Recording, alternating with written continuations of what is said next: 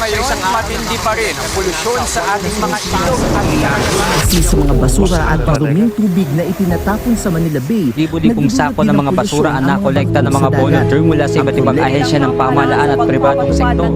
Bakit lumalala ang polusyon sa karagatan?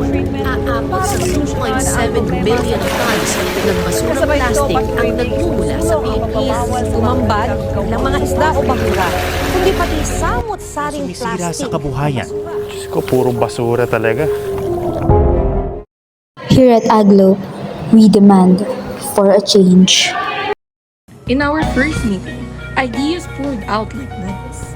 We debated ingredients, compared prices, and even argued about scents. So guys, what's our plan for this project? We'll use coconut oil and shea butter. It's great for moisture. Everyone agreed. The team Siren, blue mica powder, and a morning breeze scent would bring it to life. After pooling our money and dividing the work, we were confident and excited. Everything was ready, or so we thought. It is never easy trying to change the world, but we believe that in every little step, we can find a light of hope. Preparing lye solution in an orderly way. Always water to lye and never lye to water. Sodium hydroxide reacts with oils through a process called saponification, breaking down the fats and transforming them into soap and glycerin. For the saponification process, mixing the lye with oil is the main start of the process. Never miss out on this ethereal gist. Measure it accurately along with mixing it properly may be the research eccentricity. With the smell of the sea breeze, let it drift you to us. Just make it more luminous, adding the color of the sea with colors that make it pop. Let your focus be on us. Let the magical waves shape this mystery and let it unfold for your discovery. Solidify this soapy journey with your testimony.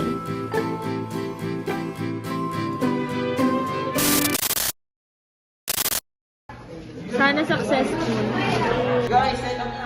No voice. No boys. Ayaw ko na umulit. Ang tagal maghanap ng steering gun. Sana successful training. Good luck. Our first try was a disaster, but it taught us patience and teamwork. The second one, pure chemistry and redemption. From chaos to creation, our soap-making experiment proved that mistakes don't define failure. They're just the first step towards success.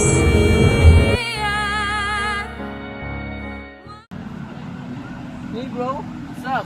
Bro! Wait, ba't ang dry ng skin mo? And yung hands mo, dry. Ang ginagamit ko sabon. Ginagamit ko yung soap na Brand X. Wait, ito, ginagamit ko, Verante. Tignan mo, ang smooth. And ang ano nito, nakaka-moisturize ng hand. Wow! Ito, try this. Sige pre!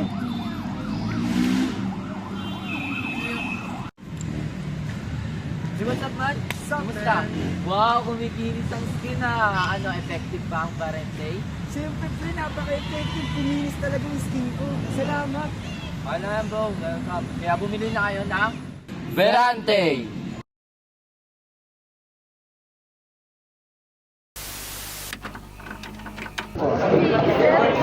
Ano? Paano ba to? Ayun. Hi guys! So ito, minamelt namin ng shea butter ngayon para pag hinalo mamaya sa ibang oil, hindi siya mamuo.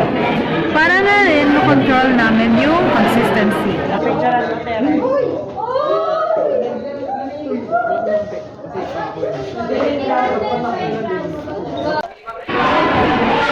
Tapos, minamelt na namin yung shea butter.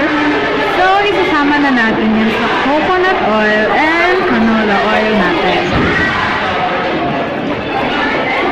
Pero di pa natin ilalagay yung lye since parehas kasi silang mataas temperature. Kasi kapag nilagay mo yung lye habang mainit yung lye mixture and the oil, magkakaroon ng violent reaction and will cause a volcano-like effect. Hintayin natin silang mag-cool down until 35 to 40 degrees Celsius since ito yung neutral temperature nila.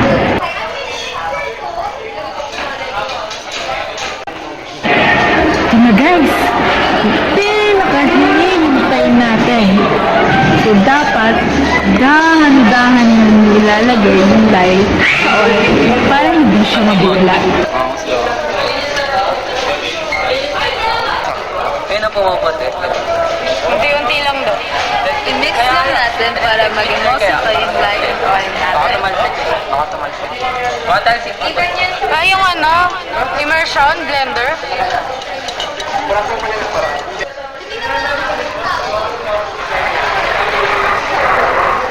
Agagi ka. Di na kinaya ng kami nila, guys. So, lumipat na lang kami sa hand mixer para naman mas magpadali. So, ito guys, nilalagay na namin yung essential oil namin para naman mabango yung soap namin, di ba?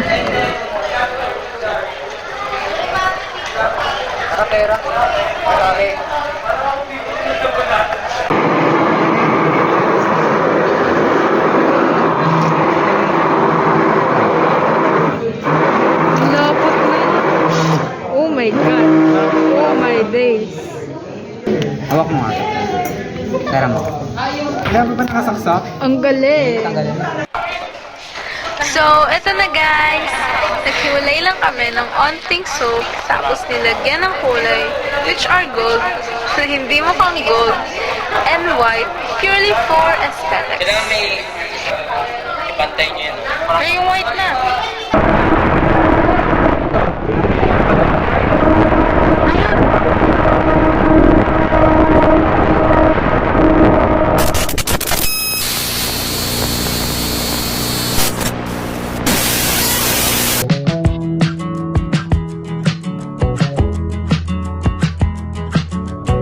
He's been around for a couple years, yes, the players and buying beers, telling everybody your deepest fears. And anyone with half decent vision can see right through the bad veneers. Now I've been hearing stuff about you and the slippery business you like to do, hanging where you're not supposed to. And I know that one of these days you'll get stuck in some mud you can't get through. You walk that walk, unaware of the destination.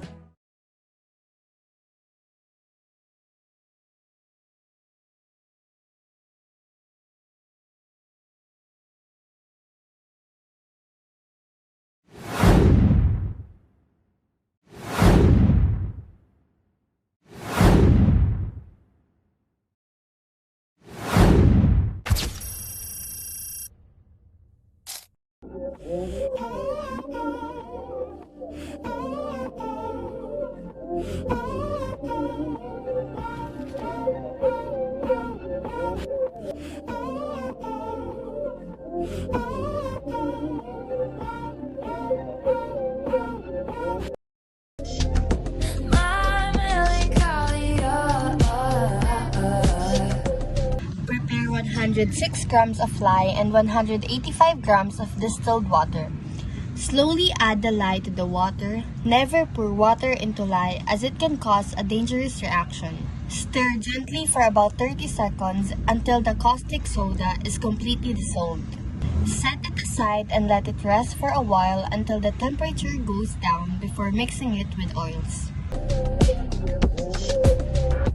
I've been under scrutiny, yeah, oh yeah. You handle it beautifully, yeah, oh yeah. All this shit is new to me, yeah, oh yeah.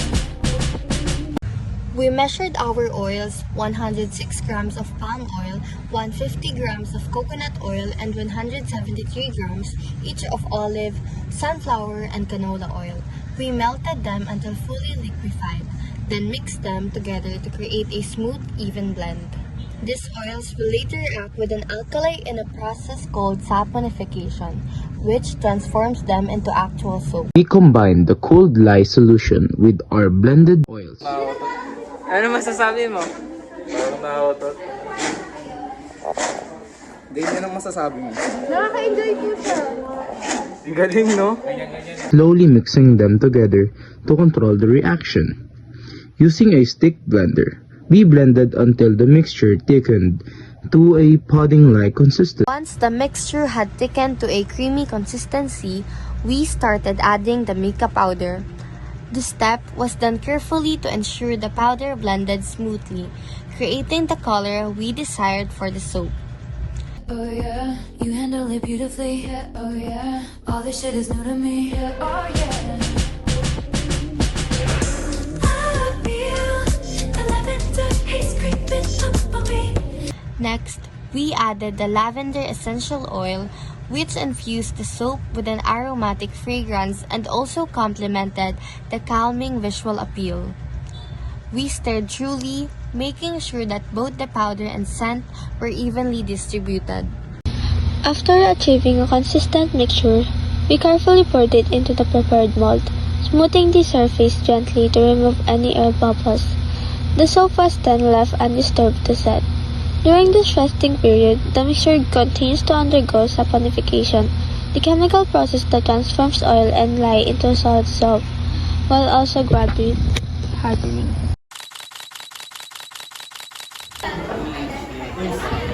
Alam mo yung mga toothbrush na purple, mapuputi ng ikan?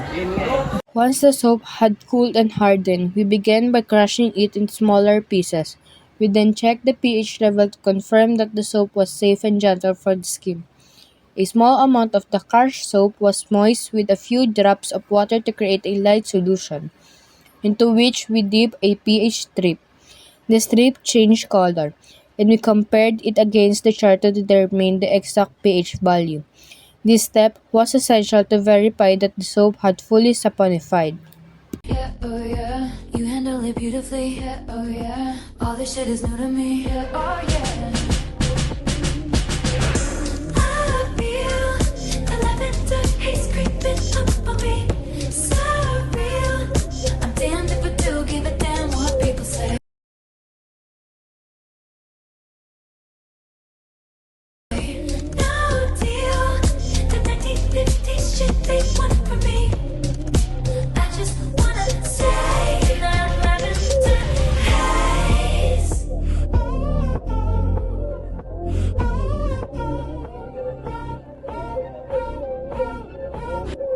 Oh, they keep asking me. 5 students were tasked in making a bar soap inside an laboratory. Those 5 students will later make. Go ahead, go ahead, go ahead, go ahead, go ahead.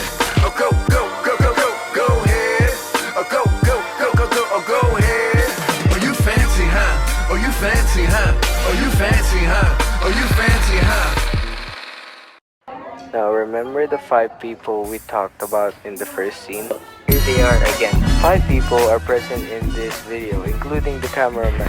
The person on the right is Aizen Ramos, one of the founders of the company Luxus. The following members are Carly Rain Pabilan, Luis V. Paglumatan, Casey Sandro Ventura, and Jefferson Serrano.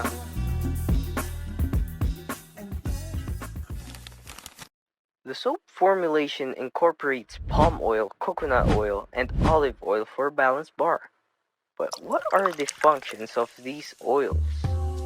Palm oil ensures hardness and stability. Coconut oil provides cleansing ability and bubbly foam. And olive oil offers moisturization, yielding a milding soap suitable for all skin types. Sodium hydroxide is used for saponification, with distilled water assisting in the process. Lavender fragrance oil and a purple dye are added for scent and color enhancement.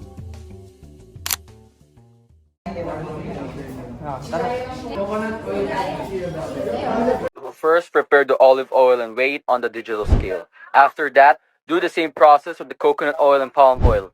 Mix all of the oils afterwards. What do you observe in this video? Correct, it's the beaker with lye solution. But how do you make a lye solution? It is important to note that pouring lye and water, lye comes first and water is next. Start with putting water and lye in 2 different containers. After that, carefully and gently pour this 14.7 grams water onto the container, which is 7.2 grams lye. Stir the mixture gently until the lye is fully dissolved. Carefully mix those 7.2 grams lye and 14.7 grams distilled water. Initial mixing. Stir the mixture manually for about 30 seconds to ensure the lye and oils are combined before using the silicone spatula blender. This will look like it has a uniform color. Add fragrance, colorants, and mix flowers. Once you have reached the light trace, pour in the 1.7 grams of lavender fragrance oil. Also, add the 10 grams of the colorant as well as purple, and add the crunched up flowers. Keep in mind that in adding the colors, achieve a marble-like design. Final mix. Use the silicone spatula for every brief final mix to incorporate the fragrance, colorants, and dried up flowers. Do not overmix, as the mixture can quickly become too thick and too poor. Lastly, immediately pour the soap mixture into your 70 milliliter mold. Gently tap the mold to avoid any bubbles forming. Place the unmolded bars on a well-ventilated drying rack or shelf. Allow the soap to cure 4 to 6 weeks. This is essential for the remaining water to evaporate, completing the saponification process and creating a hard, mild, and long-lasting bar of soap.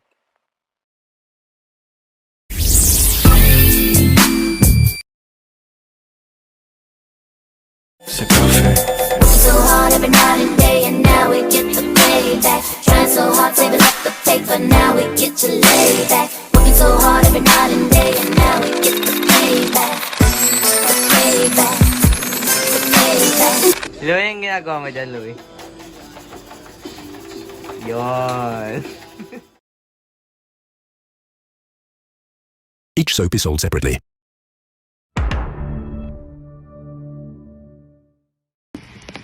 As you can see here, we are mixing lye with water. It is important to remember that lye to water is essential. We were careful not to put in too much nor too little to avoid any violent reactions. We were careful when mixing this. Next, you can see Terence here carefully stirring the lye with water so that no air bubbles would be mixed in. For this scene, we are weighing the coconut oil for it to be exactly 210 grams. This needs to be precise or somewhat accurate. We were careful not to overdo it. After a while, we weighed the sunflower oil for it to be exactly 92 grams and then canola oil for it to be 198 grams. All of this needed to be precise as one mistake would lead us with another. We melted the shea butter with exactly 100 grams so that later on we could mix it with the other oils, and so we cooled down the mixture of lye and water. We did this so that we can mix it with the shea butter for the saponification to begin. The saponification reaction occurs when triglycerides or lipids and fats mixes with an alkali. For this instance, our alkali was sodium hydroxide or lye. The sodium hydroxide breaks down the ester bonds of triglycerides through the process of hydrolysis. Hydrolysis is a process where a compound is broken down for reducing water or H2O.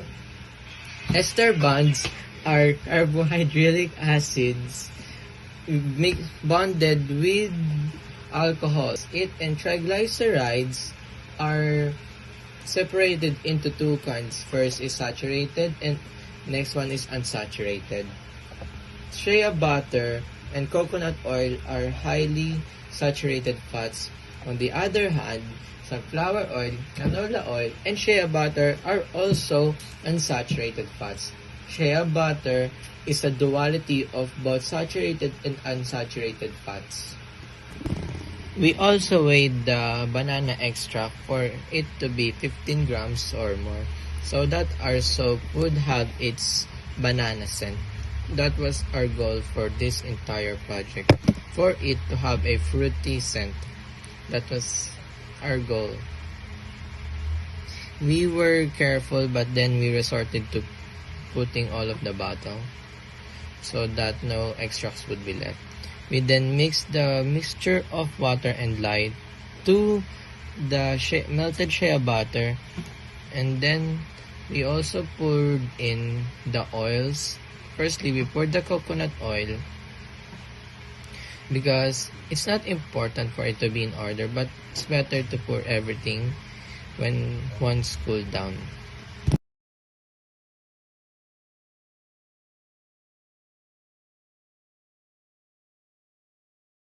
After mixing it manually, we then resorted to using a mixer as our hands were tired, especially Yako's. We then used a mixer. We turned it on so that it would mix it. I mean, that's the point of a mixer after all. But after a while, we noticed that the mixer was overheating. It was producing some kind of burnt-like smell. So we then had to switch it for a new one. But we used this mixer to further agitate the reaction so that it would be quickly finished. After it, once that mixture has fully thickened, we poured in our banana extract so that it would give this fruity banana smell that we wanted to achieve. The reason why a soap is hard is because of the coconut oil and the shea butter. Both of them is solid at room temperature because they contain saturated fatty acids. On the other hand, canola oil, sunflower oil, and shea butter are the reasons why a soap feels kind of soft to the skin, because not only does it moisturizes and conditions the soap, it also contains vitamin A to protect the skin.